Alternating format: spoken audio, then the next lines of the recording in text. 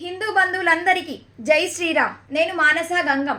పరమ పవిత్రమైన ప్రపంచంలోనే పేరుగాంచిన తిరుపతి లడ్డు ప్రసాదం తయారు చేయడానికి వాడిన నెయ్యిలో పంది కొవ్వు, ఆవు కొవ్వు, చేప నూనె కలపబడిందని నిర్ధారించబడింది.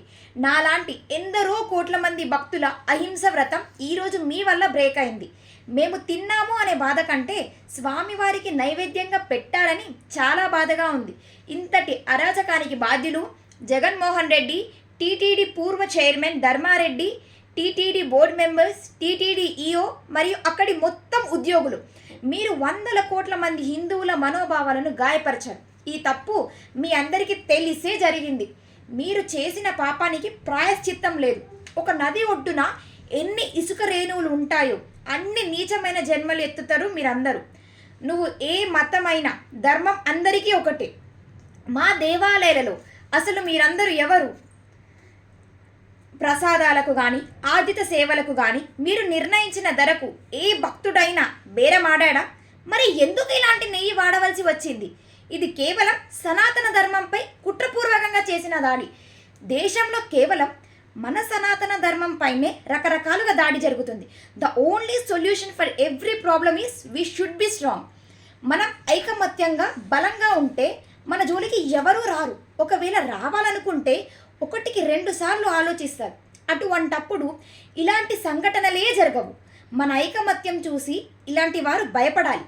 తిరుమలలోనే పరిస్థితి ఇలా ఉంటే 2 తెలుగు రాష్ట్రాలలోని మిగతా పుణ్యక్షేత్రాల పరిస్థితి ఏంటి? ప్రసాదాన్నే విడిచిపెట్టలేరు ఈ పగటి దొంగలు. మరి ఫిక్స్డ్ డిపాజిట్లు, వెండి బంగారము, భూములు ఇవన్నీ సరిగ్గా ఉన్నాయని నాకైతే నమ్మకం లేదు.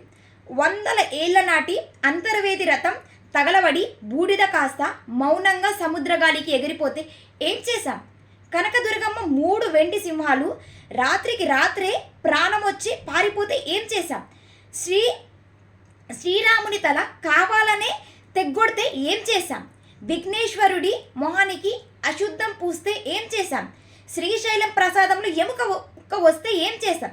మరి ఈ విషయాన్ని కూడా ఎప్పటిలాగే ఇలాగే వదిలేద్దామా, లేక ఏదైనా శాశ్వత పరిష్కారాన్ని కనుక్కుందామా?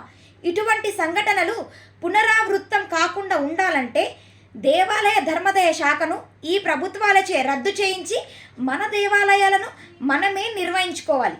కేవలం హిందూ దేవాలయాలే ప్రభుత్వ ఆధీనంలో ఎందుకు ఉండాలి? మనం అందరం సిగ్గుపడవలసిన విషయం.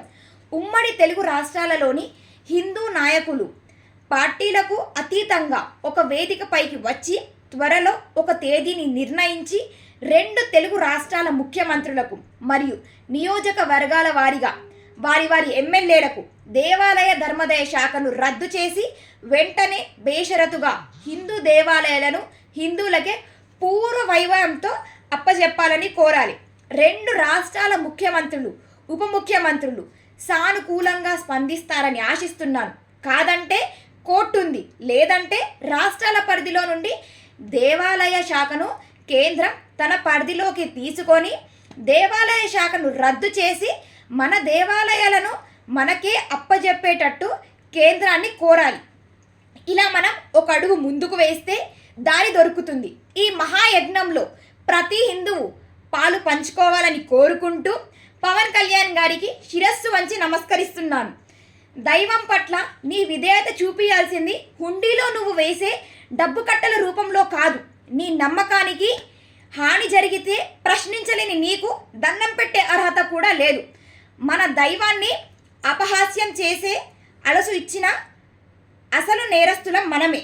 మన దేవాలయాలకు ప్రభుత్వ చెర నుండి ముక్తి కలగాలని మనస్ఫూర్తిగా కోరుకుంటూ గంగం మానస.